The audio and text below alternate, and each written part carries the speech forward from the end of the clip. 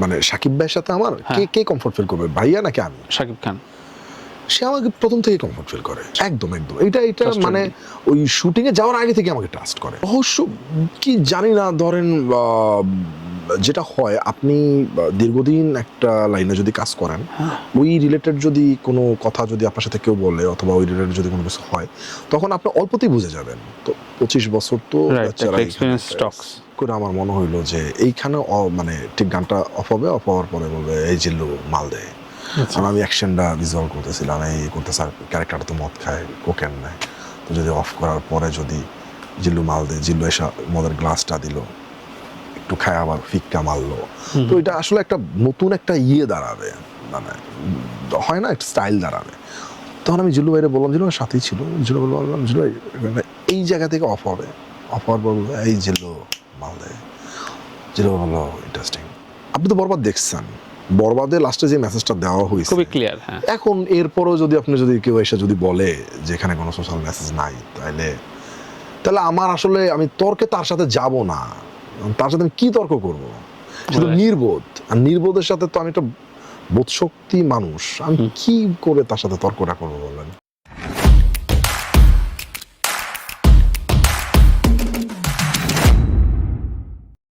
শিল্পী বলবো না, কারণ ওর অনেক আচরণে আমি নিজেও বিরক্ত। ও এক ধরনের বাজে স্টেটমেন্ট দিয়েছিল শামীম হাসান সরকার। কারণ আমার সাথেও আমার স্মরণীয় একটা ইনসিডেন্ট হয়েছিল, যাই হোক সেজন্য বলছি। ও শিল্পী বলাটা আমি 10 বার ভাবি ওকে শিল্পী বলার জন্য। আমার কথা হচ্ছে যে এটাও কি কোনো ধরনের কোনো কনফ্লিক্ট হয়েছিল কিনা শামীম হাসান সরকারের সাথে? না না, কিছুই হয় না, আমি তো ওই জায়গায় নেই, আমি আর কখনো ছিলামও না। আমি ধরেন আমার মতো করে কাজ করতাম, আমি আমার মতো করে, এই না এরকম কাজে হয়েছিল একবার। ওর প্রথম সিঙ্গেল নাটকটা আমার করা, আমার বানানো। তাই? আচ্ছা, সিঙ্গেল নাটক, আচ্ছা রিলিজ, অনেক হিট ছিল নাটকটা, এই জার্নি বাই রিলেশন নামে। এক সময় খুব ভালো হিট ছিল। আমি নাহিদ, একটা ডায়লগ ছিল, তার মানে ওকে ফিকশনে না বানানো হয়েছে। কেউ কাউকে বানায় না, একটা সিঁড়ি তো থাকে। হইছে, কাজ হইছে, আমি বলবো না যে বানাইছে, এটা আসলে বেশি অহংকার করা হয়ে যাবে আর কি। মানে ওইটা না, আমার প্রয়োজন হয়েছে আমি নিছি, ওর প্রয়োজন হয়েছে কাজ করছে, দ্যাটস ইট। এরপরে একটা সময় একটা কাজ করতে যাওয়ার পরে যেটা হয়েছে, কাজে আর কি যেটা হয় আর কি, একটু কথা কাটাকাটির পরে আর আমার তার সাথে কোনো কাজ হয় নাই। কিন্তু ব্যক্তিগতভাবে আমার সাথে কারোর সাথেই মানে গতভাবে আমার সাথে কারোই কোনো ঝামেলা নাই। আচ্ছা, ওর সাথেও নাই, মানে না টাকা পয়সা লেনদেন, না কি বলে, দুটো তো নারী আর টাকা, এই দুটাতে তো কনফ্লিক্ট তৈরি হয়। না, কিচ্ছু না, এগুলো কিচ্ছু না, কিছু হয় না। জায়গাটা ক্লিয়ার করা দরকার ছিল। আকাশের লোকেশন বাছাই এবং এই যে ভিএফএক্স এবং অবশ্যই সাউন্ড ডিজাইন একটা বড় ম্যাটার করে এই ধরনের ছবির ক্ষেত্রে। সেই ক্ষেত্রে বাংলাদেশে কতটা টেকনিক্যালি সাউন্ড? আমি বাংলাদেশের সাউন্ড না, যেমন ভিএফএক্স একটু একটু একটু একটু একটু ঝামেলা আছে, মানে অনেক সাউন্ড না, যেটা সত্যি, একদম সত্যি বলতে গেলে অতটা সাউন্ড বাইরে সাপোর্ট নেওয়া লাগে, আমার তো লাগে, এটা অনেকেই বলে। সো এটা ল্যাকিং কোথায়, মানে লগ্নিতে সমস্যা নাকি ইন্ডাস্ট্রি তৈরি হয়নি? মানে প্রচুর কালার এডিট করার জন্য বাইরে যায় এবং ভিএফএক্স করার জন্য তো এতেই হয় এখন। আমি অতটা, খরচটা বেশি বাংলাদেশে আমি এটা জানি না। আচ্ছা, আমি 2টা ফিল্ম করছি, 2টাই তো আমার পোস্ট প্রোডাকশন ইয়েতে হয়েছে, খাতায় হয়েছে, তো ওইটা আমি ঠিক জানি না খরচ কোন জায়গায় বেশি কোন জায়গায় কম। প্রথম ছবিতে শাকিব খান বরবাদের, আর হয়তো নেক্সট ছবিতে শাকিব খান হৃদয়ের ছবিতে অনেক কমফোর্ট ফিল করবে কিনা, কারণ একটা আস্থার জায়গা তৈরি হয়ে গেছে। মানে সাকিব ভাইয়ের সাথে আমার কে কমফোর্ট ফিল করবে, ভাইয়া নাকি আমি? শাকিব খান। সে আমাকে প্রথম থেকে কমফোর্ট ফিল করে, একদম একদম। এটা মানে ওই শুটিং এ যাওয়ার আগে থেকে আমাকে ট্রাস্ট করে। অবশ্য কি জানি না, ধরেন যেটা হয়, আপনি দীর্ঘদিন একটা লাইনে যদি কাজ করেন, ওই রিলেটেড যদি কোনো কথা যদি আপনার সাথে কেউ বলে অথবা ওই রিলেটেড যদি কোনো কিছু হয়, তখন আপনি অল্পতেই বুঝে যাবেন। তো 25 বছর তো এক্সপেরিয়েন্স স্টকস বিশাল। তো আড্ডা দিতে দিতে, গল্প শেয়ার করতে করতে তো বুঝছে যে না, ও পারবে। তাকে অনেকে বলছে যে ও কেন, সে তো ওই দিনও বললো যে আমাকে অনেকে বলছে হৃদয় কেন ভাই আপনি তুফান করছেন, আপনি এটা করছেন, এখন এসে নতুন ছেলের সাথে আপনি কেন কাজ করবেন?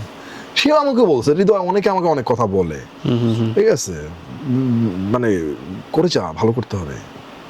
তো উনি বুঝছে যে না ও পারবে, তো ওই পারবে বোঝার পর থেকে সে ওই কমফোর্টটা হয়ে গেছে। আমাকেও সে মানে ওইভাবে খুব নর্মাল করে ফেলছে আর কি, এমন ভাবে আমার সাথে ছোট ভাইয়ের মতো করে। আমি অনেক জায়গায় বলি যে শাকিব খান আমার কাঁধে হাত দিছে, তখনই আমার একটা সাহস বেড়ে গেছে যে না আমি তো পারবো। স্পেশালি ডেকে আলাদাভাবে যে কথা হলো সাকিবের সাথে, এবং রকস্টার আসছে বা তার পরবর্তীতে আমি নিজেও একটা জায়গায় বলছিল যে এই ইউনিভার্সের একটা লিগেসি হয়তো তৈরি হবে, বরবাদ 2।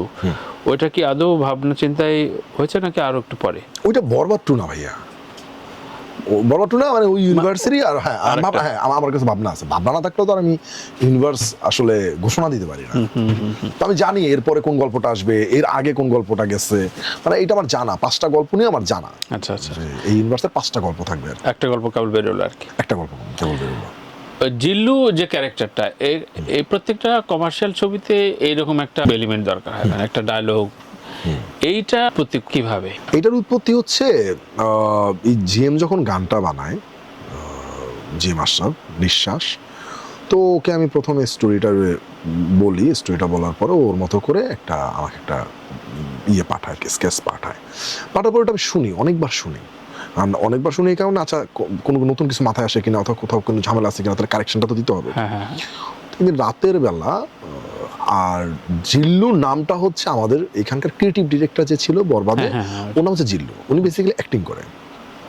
তো একদিন আমরা শুনতেছি রাত্রেবেলা হুট করে আমার মনে হইলো যে এইখানে মানে ঠিক গানটা অফ হবে, অফ হওয়ার পরে বলবে এই জিল্লু মাল দেয়। কারণ আমি অ্যাকশনটা ভিজুয়াল করতেছিলাম, এই করতেছে, ক্যারেক্টারটা তো মদ খায়, কোকেন নেয়, তো যদি অফ করার পরে যদি জিল্লু মাল দেয়, জিল্লু এসে মদের গ্লাসটা দিল, একটু খায় আবার ফিক্কা মারলো, তো এটা আসলে একটা নতুন একটা ইয়ে দাঁড়াবে, মানে হয় না, একটা স্টাইল দাঁড়াবে। তখন আমি জিল্লু ভাইরে বললাম, জিল্লু সাথেই ছিল, জিল্লু বললাম জিল্লু ভাই এই জায়গা থেকে অফ হবে, অফ হওয়ার পর এই জিল্লু মাল দেয়। জিল্লু বললো ইন্টারেস্টিং। তো আমি আবার সাথে সাথে জিএমকে এই ভয়েসটা আবার পাঠিয়ে দিই। আচ্ছা আচ্ছা, মানে ওরে আমি ভয়েস ইয়েতে এরকম অ্যাডাপটেশন হয়, চলে হ্যাঁ, অডিওতে ওর হোয়াটসঅ্যাপে আমি অডিও রেকর্ড করে পাঠিয়ে দিয়েছি, এইখানে আপনি এইটুকু লাগাবেন, লাগে আমাকে পাঠান তো দেখি। তো আমার ওইটুকু আবার লাগে আমাকে পাঠাইছে। পাঠার পর দেখলাম যে জিনিসটা খুব ভালো লাগতেছে, ওইখান থেকেই আর কি শুরু হয়েছে। এমনি নিজে অ্যাজ এন অডিয়েন্স হিসাবে কি ধরনের ছবি দেখতে পছন্দ করে? আমি সব ধরনের ফিল্ম, সব ধরনের ছবি। হ্যাঁ, ধরো আমার মনে হয়, যেমন আমি যখন বাসায় ফিল্ম দেখা হয়, প্রতি রাতেই দেখা হয়, যদি অনেক রাতে বাড়ি না ফিরি তাহলে 10টা-11টার মধ্যে ঢুকে গেলে আমি ফিল্ম দেখবই। তো এখন আজকে আমার ইচ্ছা হইতেছে যে আমি একটা থ্রিল সিনেমা দেখবো, তো আমি থ্রিল সিনেমা খুঁজতে থাকি নেটফ্লিক্সে, টাইমে দেখতে খুঁজতে থাকি। আমার একটা অ্যাকশন ফিল্ম দেখবো, তো অ্যাকশন ফিল্ম খুঁজতে থাকি, এরকম। ভিজুয়াল সাপোর্ট দেয় তো কোন ছবি? এইটা তো স্টাডি, আপনাকে আপনার না দেখলে না পড়লে আসলে কিভাবে আপনি আবিষ্কার করবেন। আমাদের জন্য তো ধরেন বই পড়া হোক, সিনেমা দেখা হোক, মানুষকে অবজার্ভ করা হোক, যাই হোক না কেন, এটা তো আসলে খুবই কমন প্রশ্ন, এর আগেও বলেছি, আজকে বলি যে সোশ্যাল মেসেজ নিয়ে যেসব কথাবার্তা বলা হয়, সোশ্যাল মেসেজ নাই তোমাদের ছবিতে, কোথায় সোশ্যাল মেসেজ খুঁজতে আসছে? এটা হাস্যকর। অ্যান্সারটা কি? এটা হাস্যকর, এটা খুবই হাস্যকর, খুব হাস্যকর। মানে আমার বেলায় যদি আপনি বলেন, আমার সিনেমার বেলায়, তাহলে আমি বলবো এর থেকে হাস্যকর প্রশ্ন আর হইতে পারে না। আপনি তো বরবাদ দেখছেন, বরবাদের লাস্টে যে মেসেজটা দেওয়া হয়েছে খুবই ক্লিয়ার। হ্যাঁ, এখন এরপরও যদি কেউ এসে যদি বলে যে এখানে কোনো সোশ্যাল মেসেজ নাই, তাহলে আমার আসলে আমি তর্কে তার সাথে যাব না, তার সাথে আমি কি তর্ক করব? শুধু নির্বোধ, আর নির্বোধের সাথে তো আমি একটা বোধশক্তি মানুষ, আমি কি করে তার সাথে তর্কটা করবো বলেন? এমনি বাংলাদেশি অডিয়েন্স কতটা ম্যাচিউরড হয়েছে? এরা কি ধরনের ছবি দেখতে চায় এখন? এরা সব ধরনের সিনেমা দেখতে চায়, সব ধরনের। হ্যাঁ, তবে আমার কাছে একটা জিনিস মনে হয় যে সিনেমা হলে মানুষ আসলে এনজয় করতে যেতে চায়। আচ্ছা, মানে ছবির গতি থাকতে হবে আর কি। হ্যাঁ, গতি থাকতে হবে, মানে সব ধরনের সিনেমা দেখতে চাই। যদি সব ধরনের সিনেমা না দেখতে যাইতো, তাইলে ধরেন উৎসবগত ঈদে এত ভালো করতে পারতো না, তো অ্যাকশন ফিল্ম না। এবার ধরেন আবার বনত এক্সপ্রেস খুব ভালো করতেছে, সব ধরনের ফিল্মই কিন্তু বলা হয় উৎসবের সাকসেসের পরে সামাজিক গল্পের প্রতি অনেক পরিচালক উৎসাহী হয়েছেন। অসামাজিক গল্প কোনটা এটা আমি জানি না, আমার কাছে মনে হয় সবই সামাজিক গল্প। আচ্ছা, মানে বরবাদ রাক্ষসকে অনেক অসামাজিক বলতে চায় না, এক একজনের ভাবনা এক এক রকম, আমার কাছে অসামাজিক গল্প মনে হয় না। পরিচালকের কাছে আসলে অনেক রকম গল্পের এলিমেন্ট খোঁজে। একসময় শোনা যেত যে অনেক পরিচালক, যেমন গডফাদারের হিস্ট্রি আমি জানি, গডফাদার যিনি লিখেছেন তার সাথে একটা সেশন ছিল আমাদের, খুবই বয়স্ক, এখন মৃত্যুশয্যা হাসপাতালে। তো উনি বলছিলেন যে ইতালিয়ান এক মাফিয়ার সাথে প্রথম ম্যানহাটনে তার সাথে কথা হয়, এবং তখন সে বলে যে আমি টাকা দিচ্ছি, জোর করে বলে তুমি আমার প্রিয় পরিচালক, তুমি এই ছবিটা বানাবা। তো তাকে অপহরণ করে নিয়ে যায়। আমার প্রশ্ন হচ্ছে, এই ধরনের এই শ্রেণীর মানুষদের সাথে আসলে যোগাযোগ থাকে, হৃদয়ের যোগাযোগ আছে? না, একদমই না। সোসাইটি থেকে এলিমেন্ট নেওয়া হয় না? হ্যাঁ, 2টা সিনেমা থেকেই নেওয়া হয়েছে। নেওয়া হয়েছে, আমাদের সোশ্যাল অ্যাসপেক্ট থেকে নেওয়া হয়েছে। হ্যাঁ, যে বোঝার বুঝছে, যে বোঝার বোঝে নাই। রাইট। কে বোঝে না যে কেউ না তা না, বুঝছে। তুমি বললে যে অনেককে নক করা হয়েছে কিন্তু মেয়েরা মানে অভিনেত্রীরা রাজি না। আমাদের তারপরও কাকে মনে হয় যে কমার্শিয়ালি দান্ত কাজ করে বাংলাদেশে? নেহা খুব ভালো করবে। Neha, good statement. এটা আমার মনে হয় না, তোমাদের চোখ তো আসলে মোহরের চোখ, সুতরাং না, আমার এখন ওই পর্যন্ত হয় না ভাই। কোন এটা পর্যন্ত মিনিমাম হয়েছে? 10টা 15টা সিনেমা বানাইলে হয়তো আমি বলতে পারবো। আপনি আমার আমি এমনি বললাম আর কি। হ্যাঁ, না, মনে হলো আর কি। জাজমেন্টাল জায়গা থেকে বললাম। বুঝছি। Just মনে হয়। কোন কোন বেসিক জিনিস থাকতে হয় একটা ফুল লেন্থ ফিল্ম করার জন্য অভিনয় শিল্পীদের? মানে ভালো ড্যান্স। কমার্শিয়াল ফিল্মে তো আসলে আপনার ভালো ডান্স তো থাকতেই হবে, ভালো গানও থাকতে হবে, অ্যাকশনটা ঠিকঠাক থাকতে হবে। যদি একটা অ্যাকশনও যদি থাকে, ওইটা একদম প্রপার করার চেষ্টা করতে হবে। মানে গল্পটা যাতে ঝুলে না যায়, দর্শক যাতে বোর না হয়, ওই জিনিসটা মাথায় রাখতে হবে। এন্ড অফ দ্য ডেতে পুরো একটা এন্টারটেইনিং একটা প্যাকেজ তুলে দিতে হবে অডিয়েন্সকে।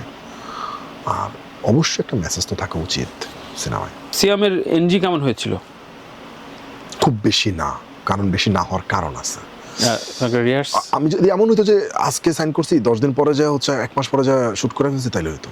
প্রচন্ড পরিমাণ উনি আমার সাথে ইনভলভ ছিল। পুরো জার্নিটাই। একদিন মনে আছে, একদিন একটা অদ্ভুত জার্নি হয়েছে, এটা আসলে মাত্র মনে পড়লো। আমরা একটা রুমের মধ্যে হচ্ছে, একটা অফিসে একটা রুমের মধ্যে হচ্ছে ফিল্ম নিয়ে আড্ডা দিতাম, মানে আমাদের গল্পটা নিয়ে আড্ডা দিতাম। আচ্ছা, ঠিক আছে, আমার মাথায় নতুন কিছু আসছে, দেখেন এটা এইভাবে করতে চাই, ওইভাবে করতে চাই। তো এরকম একটা সোফা ছিল, তো সিয়াম এখানে বসা, আমি এখানে বসা। তো আমাদের যারা মানে অ্যাসিস্ট্যান্ট ডিরেক্টর যারা সবাই তো মিলে তো আসলে কাজটা করতাম। তো একটা পয়েন্টে একজন একটা ছবি তুললো, যে দেখলো যে সে ছবিটা দেখে আমাকে বললো যে ও আড্ডাটা শেষ হওয়ার পরে, আচ্ছা, মানে শেষ হওয়ার পর বললো ছবিটা দেখেন। তো আমি আমার আর সিয়ামের ছবি, তো বললাম যে হ্যাঁ সুন্দর উঠছে। তো বললো আর কিছু খেয়াল করেন না? বললাম যে না। দেখলাম যে ও আমাকে ধরায় দিল যে আমি যেভাবে বসে আছি, সিয়াম একদম ওইভাবে বসে আছে। মানে একদম ধরেন আমি এরকম তখন ধরেন আমি ওর সামনে যখন কথাবার্তা বলতাম, কিভাবে একটু এরকম করে কথা বলতাম, যে যাতে আসলে কিন্তু একটা পয়েন্টে এমন জায়গায় চলে আসছে, দুইজনে বসে কিন্তু কথা বলতেছি, ওর আমি ওই যে আয়নাবাজি সিনেমা একদম ওই ছবিটা এখনো আছে আমার কাছে, নাই, আমি থাকলে দেখাই তখন। তো তখন বুঝে গেলাম যে কোন জায়গায় চলে আসছে। দ্যাটস ওয়াই যে আপনার ওইখানে যত বেশি এনজি হয় নাই।